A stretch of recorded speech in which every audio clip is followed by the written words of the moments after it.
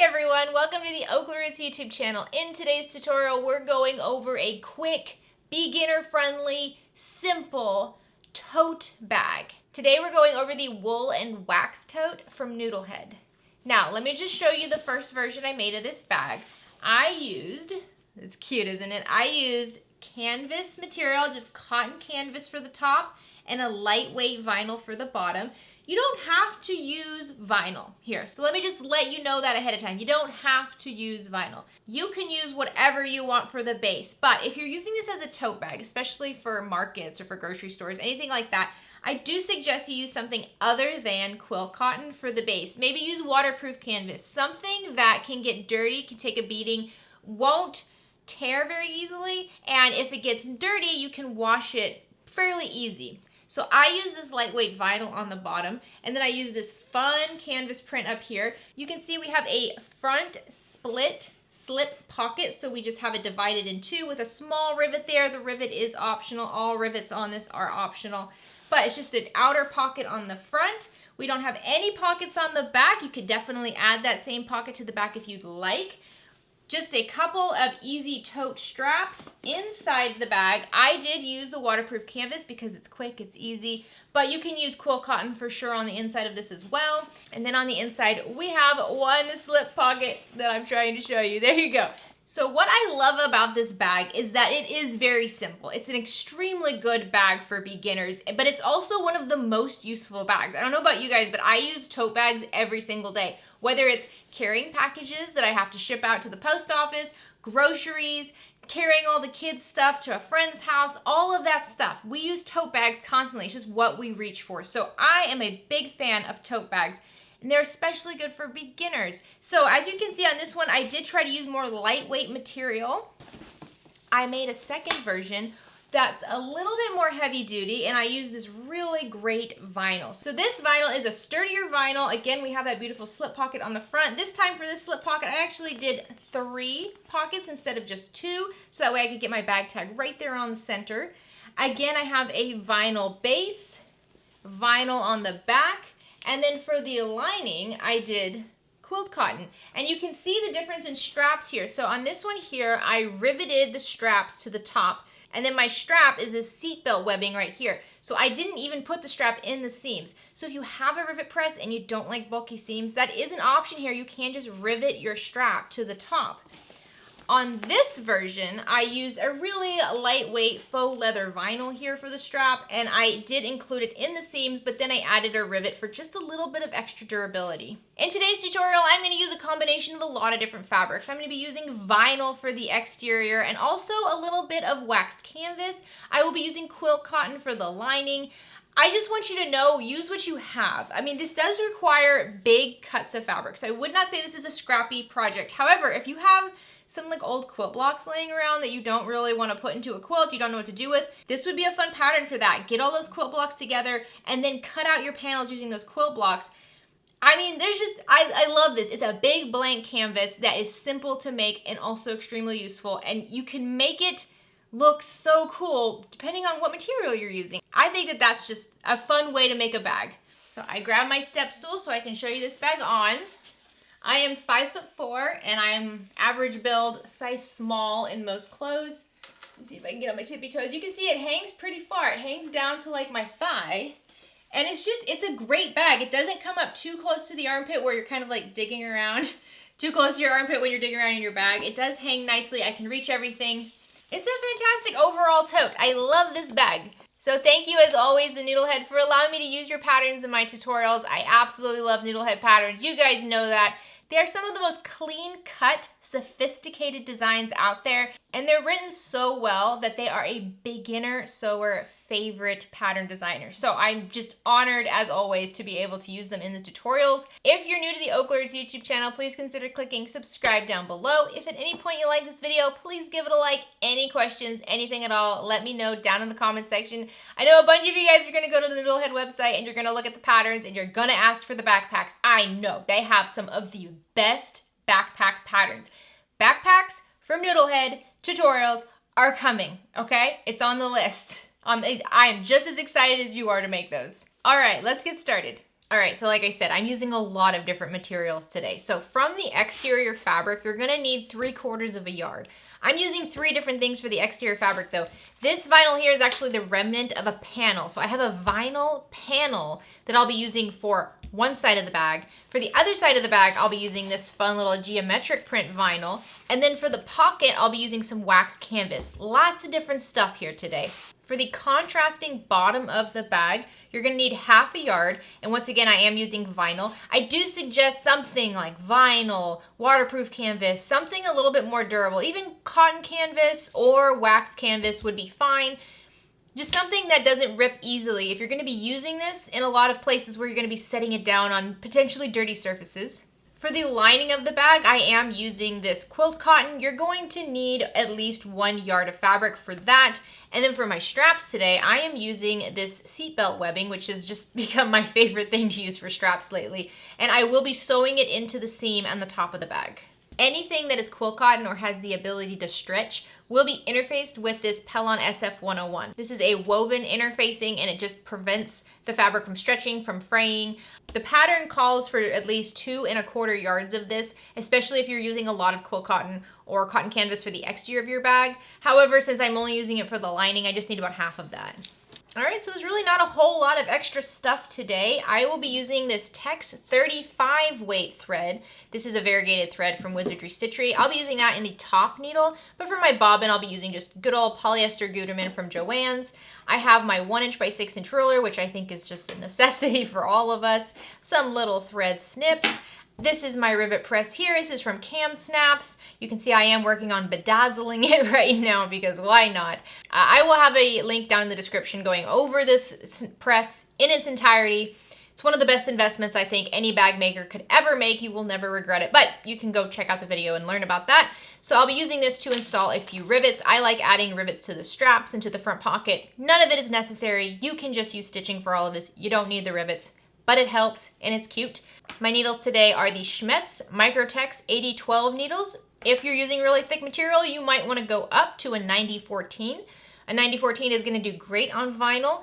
It just might struggle with really lightweight quilt cotton. So the bigger the needle we go, the better it's going to do on the thick stuff, but the worse it's going to do on the thin stuff. So 8012s are kind of right in the middle. They're sharp enough to go through everything, thick enough to handle a lot. But if I have any problems, especially top stitching the top edge, I might bump it up to a 9014. For my marking tool, since I'm working with vinyl, I have my vinyl marker here. And then I also have my air erasing marker for the fabric.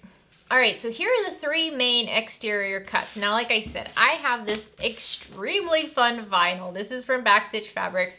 It is a panel. So I will be using that on the side of my bag that doesn't have a pocket. And that's gonna be what I call the front of my bag. So this is my panel. It is a vinyl. It is a thicker vinyl, but it's going to be fantastic for the top here. For the other side where I do have the pocket, I have this fun geometric vinyl, which is a little bit more lightweight. And then for the base of the bag, I have that black vinyl. This is just gonna kind of fold over on the bottom of both of these. Just provide a really fun accent, and it's nice and durable. It can get dirty, it can get messy, and I can clean it easy. It won't tear quickly. For the front slip pocket, I have a cut of my wax canvas, and then I also have a cut of my lining fabric. My lining fabric is lined with the SF101. My wax canvas is not. It has nothing on it, so this is just what it's gonna look like on the outside of the bag. And then for the lining of the bag, you have 1 large cut of your lining fabric, and I do have this interfaced with the SF101. If you're using waterproof canvas for the lining, which I do highly recommend, you do not have to interface it with anything. Just leave it alone. And then I have 2 cuts of lining for the slip pocket that will go inside the bag. The slip pocket's completely optional. If you don't feel like adding it, you don't think you're gonna use it, and you just have 1 cut of lining and you're done. And last but not least, I have one of my adorable little bag tags here. This is a leather bag tag. I will have a link for these down in the description. I buy these by the hundreds. I highly recommend them. So let's start with that front pocket. Grab your exterior front pocket piece and your lining front pocket piece, and we're gonna lay them right sides together. If you have a directional print here, we're gonna be working with the top edge of it. So rotate it so that we're working with the top edge. And we're just gonna line up all 4 edges. They are the exact same size. I forgot to mention the clips and the seam ripper and stiletto. Seam ripper is just there because nobody's perfect. So let's go ahead and clip along this top edge, holding the lining and exterior pocket panel together. And now let's sew along that top edge at a 1/2 inch seam allowance. Once you have these sewn together, let's press them so that they are wrong sides together. So I'm just gonna lift up one edge and finger press it. You could grab an iron here. Just be careful ironing the wax canvas. Don't get the iron actually on the wax canvas, or else you're gonna have a bit of a mess on your iron. So what I do is I just line up the bottom corners here first, and I'll add a couple clips so they don't move on me. And once I have those clipped down, then I'll just kind of press the top edge here. Okay, so now we're gonna top stitch along this pressed edge up here at 1/8 of an inch seam allowance, and then we're gonna do another row of top stitching 1/4 inch below that first row. So if you're just thinking about the edge, that's one row at 1/8 of an inch and another row at 3/8 of an inch. All right, so if you have a bag tag and you want to put it on your pocket, now's the time to do that. Just make sure you know if you put it in the center, you will have to adjust where the slip pocket goes later. The pattern calls for the stitch to go right down the center. I'm gonna actually put my bag tag on the panel behind this, so I'm not going to add it to the pocket, but if you are, add it to the pocket now before we close up these edges. Next, grab your exterior fabric for the main part of the bag and then lay your slip pocket so the exterior is right side out. We're just gonna lay it right over it, just like it's gonna be in the end. Line up the bottom corners. Everything should be pretty neat and easy here. And then grab some clips and let's clip these together. All right, let's go base stitch down the sides and the bottom at 1/8 of an inch seam allowance.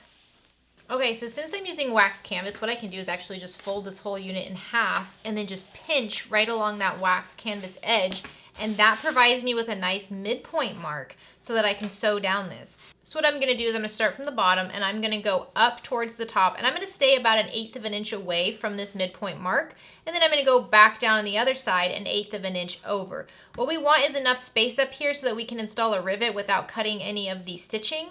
And you need 2 rows of stitching here to really keep this slip pocket durable, so when you're using it, you don't end up ripping those threads. All right, so now I'm gonna add a rivet. So this is a different rivet press than what I showed you. It's just a different color and it has my hole punch installed on it. And I'm going to punch a hole right here at the top. There's like a little box of stitching. And my goal is not to cut the thread around that box. So I have a 2.5 millimeter hole punch on here, and it looks like I did okay. So now I'm just grabbing one of my rivets and I'm just gonna pop it in that hole right there. It's going through all the layers. And then I can attach the cap on the back, just kind of pop it like that. And my other press has the rivet die on it, so I'm just gonna grab that and press down. And there we go. Now I have a rivet there, and that just provides more durability to this pocket so that when I am using it and I'm putting stuff in it and I'm pulling on this, I'm not gonna rip the thread.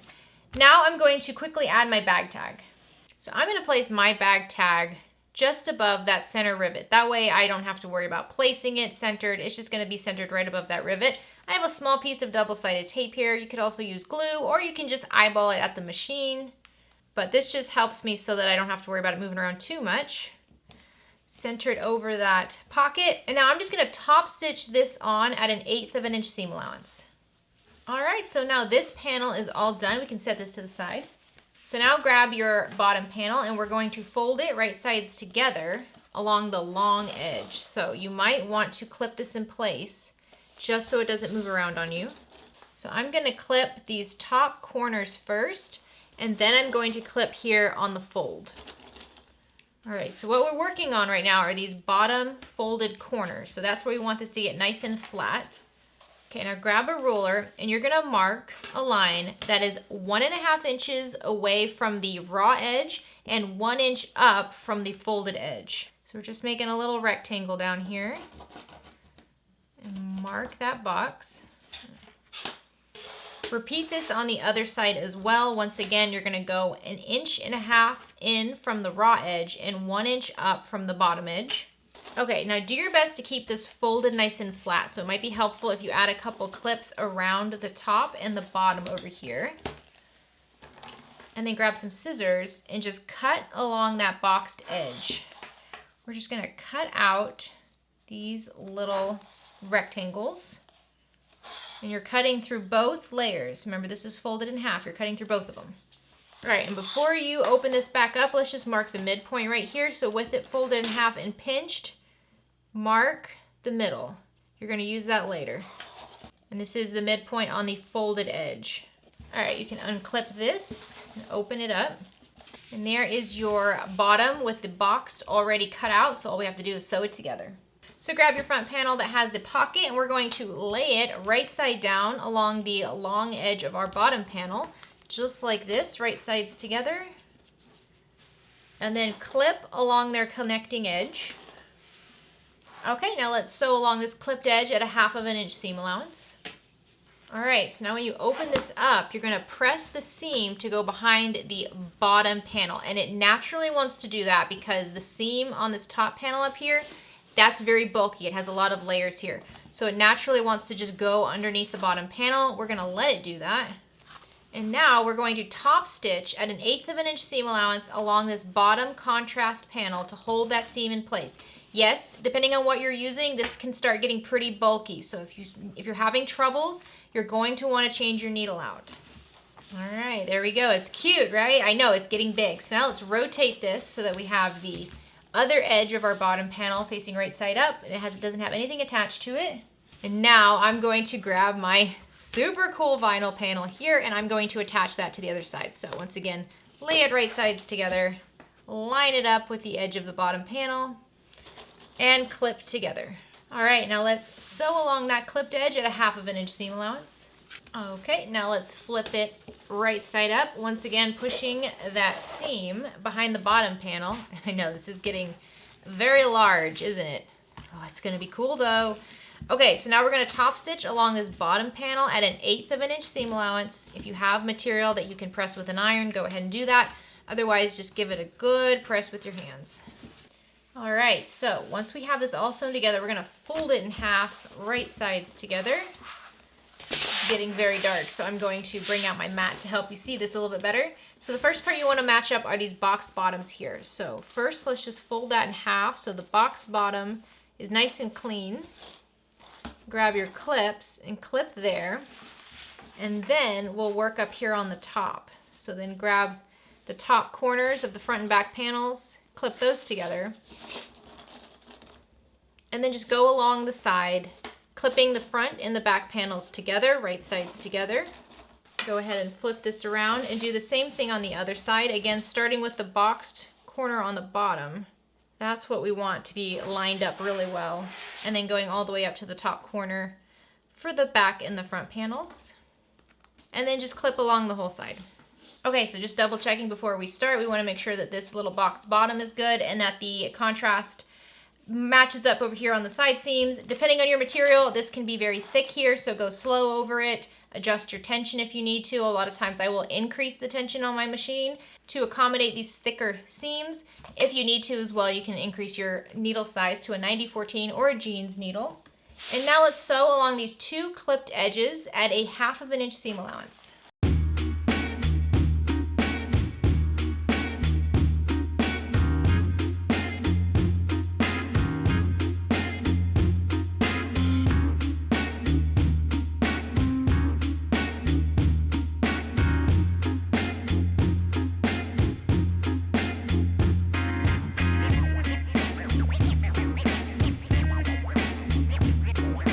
Okay, so as you might have noticed, I did do 2 rows of stitching on each side. You don't need to do this if you're using a lighter weight material, but since I'm using such thick vinyl, I don't want these stitches to be seen when I turn it out. So I did 2 rows of stitching and I backstitched at the top and the bottom each time. And now we're gonna box these corners. So you're gonna take these corners here and you're going to kind of, depending on your material, this could be a little challenging. So I'm gonna pull the front and back panel away from each other.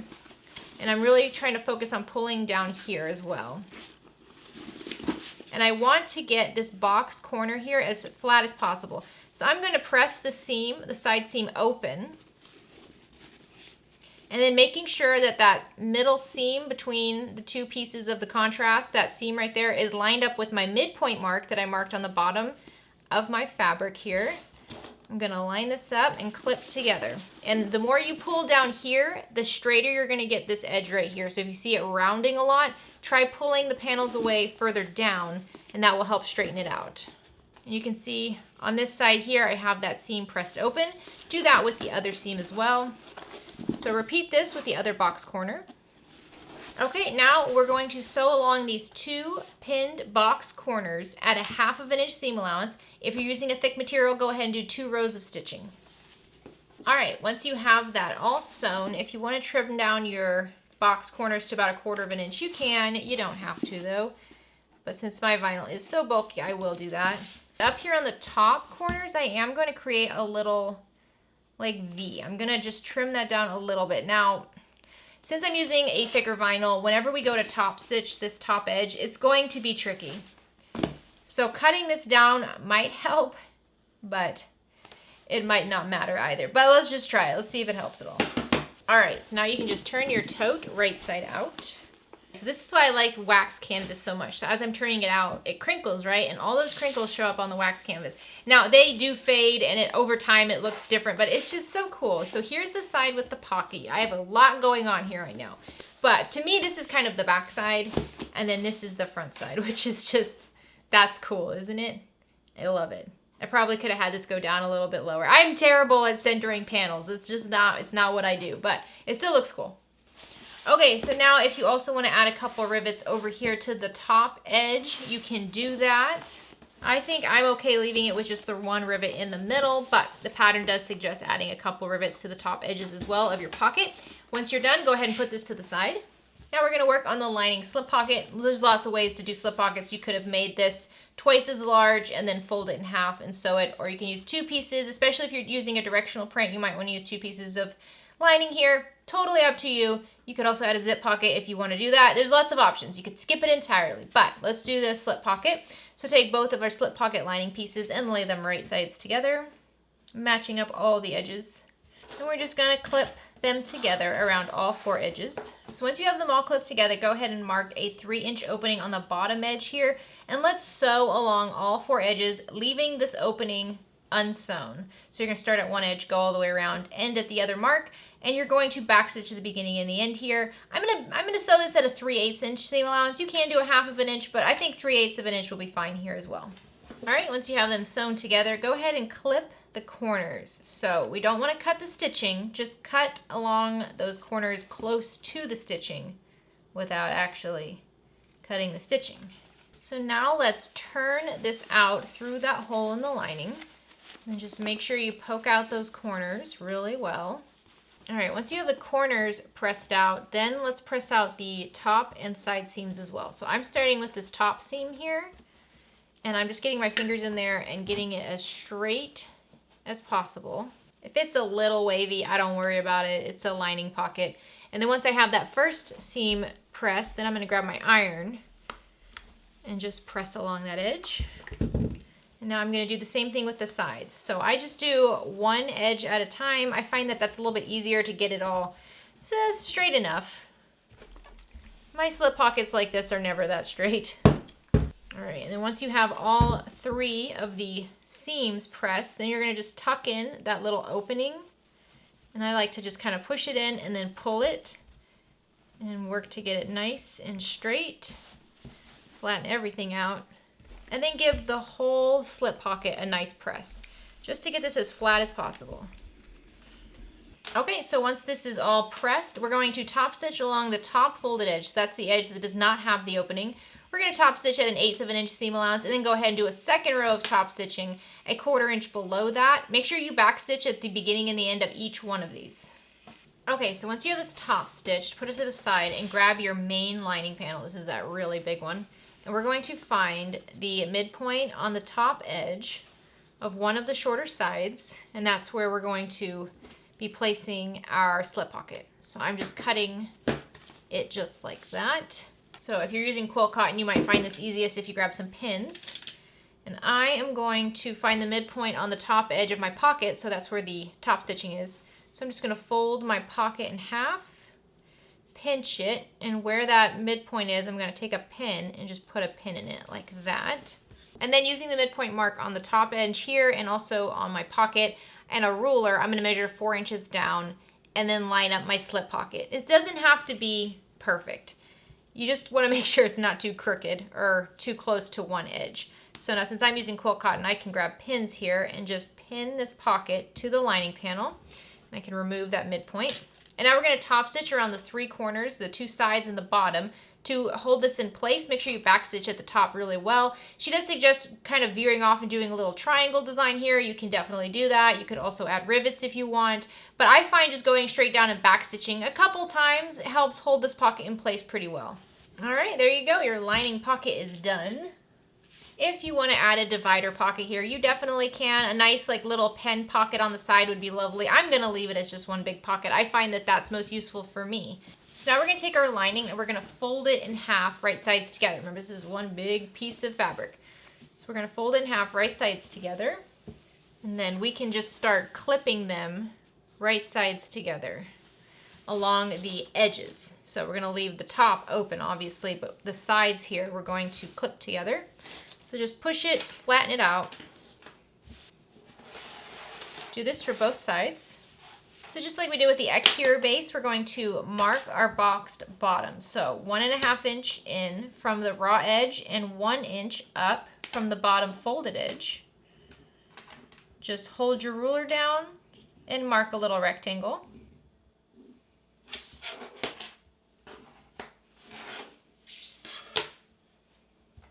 Do this for both boxed bottoms. So we're working on the folded edge here. All right, so then using those marks, just cut along that rectangle. Remember, we're cutting through both sides of our lining here. All right, and before we move on, just make sure while you have this bottom folded in half, just pinch it and mark the midpoint. It's just gonna make that easier later whenever we box these corners.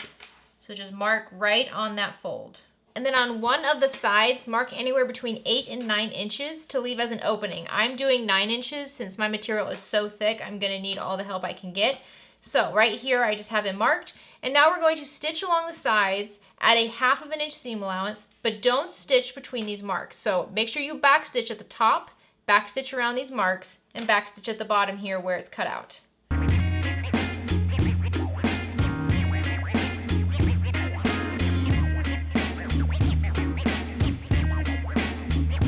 Okay, once you have those side seams sewn, now we're going to do the box corners. So once again, it's easiest if you pull it apart in the middle and then line up your midpoint mark with the seam. You can press the seams in one direction or you can press them open. Since this is lightweight, I'm just going to press them to the left and then clip to hold it in place. Do this with both of your box corners for your lining. So now let's sew along these box bottoms at a 1/2 inch seam allowance. Okay, once you have those sewn, you can trim down the seam allowance on the box corners.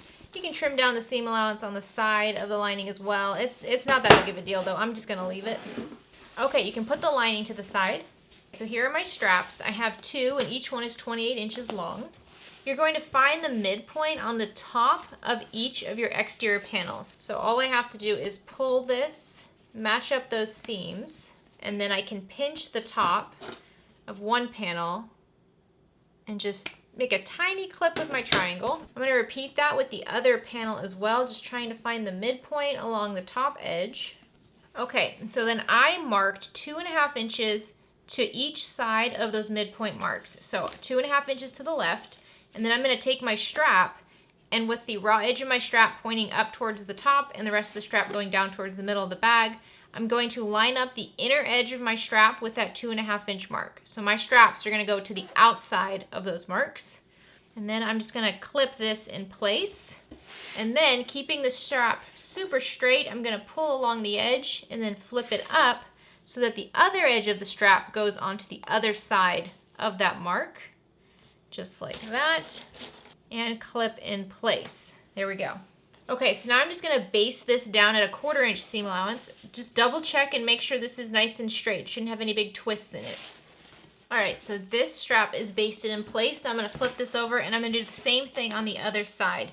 Just taking my strap, and I already have my 2.5 inch marks using that midpoint line. So I can just clip my strap to the outside of those marks, always making sure it's straight, and then bringing it around. And then just baste these in place as well at a 1/4 inch seam allowance. Alrighty, this bag is gonna be so cool. So keeping the exterior right side out, push down those handles and then grab your lining, and we're gonna put the exterior inside the lining. Make sure the side of the exterior with the pocket is going along the same side of the lining with the pocket. So it's pockets right sides together, and just shove it in the lining. All right, so now match up the side seams. And you can press them open, you can press them in opposite directions. Just make sure that they're matched up, and then grab your clips and clip the side seams together first. And then we can go around the bag and clip the rest of this top edge together. And just make sure your strap is all the way in, tucked in inside the bag. You don't want your strap to kind of get caught up in the stitching here. We're only stitching down the top edges of the strap. No other part of it. All right, now we're gonna sew along this top clipped edge at a 1/2 inch seam allowance. Go slow, make sure that you get the seams really well. You might wanna backstitch over these seams over here. You might wanna backstitch over your straps just to make sure those don't end up coming out at any point. Just take your time with this step. The next step, when we top stitch, that's the hardest part. I will be sewing from inside the bag. So I will lay this down on my machine and I will flip up the other side and I'll sew from the inside. And pretty much I'm just doing that to make sure that I have this vinyl seam flattened open, because I'm hoping that by keeping this open, it'll make the top stitching step a little bit easier.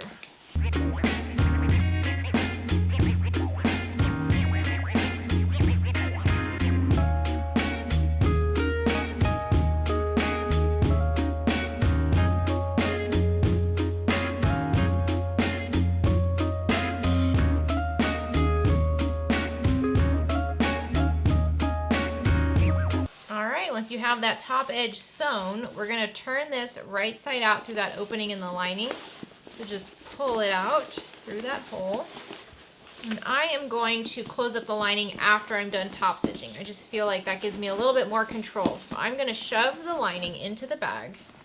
And now I'm going to go around the entire top edge of my bag and I'm going to flatten out the lining and the exterior. So I'm just gonna kind of roll it with my fingers. If I need to, I can reach my hand in through the lining and use my fingers to flatten out this edge. But really what I wanna do now is just get this as straight and flat as possible so that when I top stitch, I can just go right along and I'm not fighting the bag. I will tell you, right here on the corners, especially if you're using vinyl, this is bulky. This is very bulky. I will switch my needle out for these corners. All right, this is looking very cool. Now, I'll be honest, these seams here, again, it's just because of the material I'm using, they're very thick.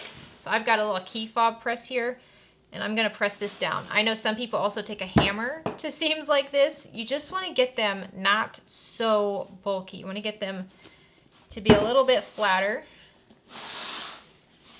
I'll do that with both sides. Okay, and I need to change out my needle anyways because it is not happy with me. So I'm gonna switch over to a 9014 needle. This is a Schmetz Super Universal Non-Stick 9014 needle. I'm honestly just using it because I have it and I don't have a Microtex 9014, but because I am using vinyl that can be a little sticky with the needle, I think that this non-stick one's gonna work out really well. So I'm gonna switch this out, use this stronger needle, and we're gonna top stitch along the top edge of this at an 1/8 inch seam allowance, and then we're gonna do another row of top stitching, if you'd like, at a 1/4 inch seam allowance below it, or you can just do the 1/8 inch seam allowance along the top. I am going to increase the tension on my machine, and when we go over these seams over here, we're gonna go slow. As long as you go slow and you have a thick needle, you should be okay here. When I top stitch the bag like this, I will be top stitching with this side up. I will not be top stitching from the lining side. So I take the bed off my machine and I wrap this around the arm of my machine, and I just let it kind of hug around the whole machine while I'm going.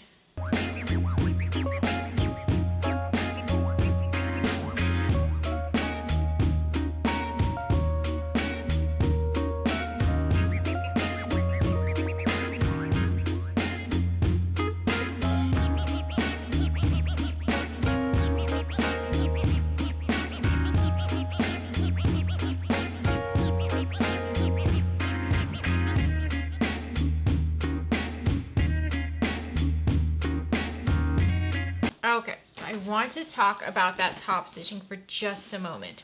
First, this vinyl right here, this shiny blue one, it's shiny because it's sticky. So as beautiful as it is, my machine was struggling. So you might have noticed I did take a piece of just regular Scotch tape and I put it on the side of my presser foot that was touching this. Since I'm doing a small seam allowance, I don't need to put it along the entire bottom of the presser foot, just that bigger side on the left here that was touching the vinyl, and that helped a lot. And then for these corners here, just to avoid a needle break, I hand cranked over these corners, and that's when, instead of using my presser foot to make the needle go, I just take the side of the little handle on the side of the machine and I just slowly turn it and move this bag with it, and that just cranks it over it. You can do that if you're ever worried about pushing down on that foot and it going too fast and breaking a needle. You can always just turn the crank towards you slowly, and that will help you get through these thick seams, and that helped a ton. So now for this seam right here, since I didn't want to backstitch too much, I am going to finish this off by pulling all of the threads to the lining side and then just tying them in a knot and burning off the excess. So I'm just going to pull them to the back here, and then I can just tie this in a knot. I'm going to do like 3 knots here, and then I'll just trim that close to the knot, and then ever so carefully, if necessary, don't do it if it's not necessary. Honestly, I can't even find it anymore, but you can just very gently burn it, and that just melts the thread. If you're using a polyester thread, that'll melt the thread and allow that little knot to stay like a little glob. So there we go. Now I am not going to do a second row of top stitching, but I am going to add rivets to my straps, and I'm going to make sure I'm going through the strap material just to really hold these straps in place so I don't have to worry about them eventually ripping out of the bag. So I'm going to do 1 rivet on each end. So all I'm really doing is I am just going to, here, I'll use a pen to help. I'm going to go right below the top stitching, centered on my strap, and then I'll just mark a little dot, and I'll put it into my rivet press that has the hole punch. Gently punch through this, making sure I'm not punching through the top stitching. There we go. And then I can just grab a rivet and push that in. The nice thing about the rivets is that they snap together, so I can leave that. And now I'm going to continue doing that with the other 3 ends of my straps. All right, once all of the rivets are in there, now I can just grab my rivet press with the rivet die on and push them all down. These rivets provide a really nice decorative accent, but they're also extra support for the strap. So they're holding it down. It's another layer. I have the strap stitched in place, I have the strap top stitched in place, and I also have the ends of the strap basted in place, and then I also have the ends of the straps riveted in place. So the goal here is to make sure these straps don't pop out of the stitching or rip, and we should be good. All right, so most of it's done. Now all we have to do is close the hole in the lining. So pull the lining out, find the hole, and then what I do is I just kind of tuck my fingers in and then just pull along the edges like that, and then I let those raw edges fold in on themselves. I'm not that picky about this being a perfect 1/2 inch seam allowance or anything. I just want to make sure the raw edges are folded in enough so that I catch it when I top stitch this edge. All right, now I'm just going to top stitch along this clipped edge at a 1/8 of an inch seam allowance to close the hole in the lining. I'll top stitch. Now let's just push the lining back inside the bag. Man, oh man, I did use some more heavy duty stuff this time, but this bag is amazing. Look at how cool this looks. And that pocket, I know it's a lot of different colors and textures and everything, but this looks good. All right, I'll be completely honest, I wasn't so sure about all of the different shades of blue here, but I love it. Look how cute this is with the little slip pocket here. And I'm considering this the back panel because my front panel, look how fun that is. Those colors, I just love this bag. This bag is adorable. So it comes together pretty easy. The thicker the material you use, the tougher it's going to be to sew it. And that's just basic bag 101, right? The thicker the material, the tougher it is to sew, the more it's gonna be, you know, on our needle, and the harder it's gonna be with our thread and everything. So I do suggest that if you're doing this for the first time and you're a newer sewer, go ahead and skip the vinyl. Do like a canvas material. A canvas material is great because it's still really durable, but it's not so thick that you're gonna really be fighting it at your sewing machine. But once you're ready to upgrade it to vinyl, this is a perfect bag to practice vinyl work on because you're gonna use it all the time. Who doesn't use a tote bag? So as always, thank you so much to Noodlehead for allowing me to use your patterns in the tutorial today. I hope you guys love making this as much as I do. Thank you all so much for sewing with me. I hope you're having a great day. Have a fantastic rest of your week. Get out there and make something. Bye guys.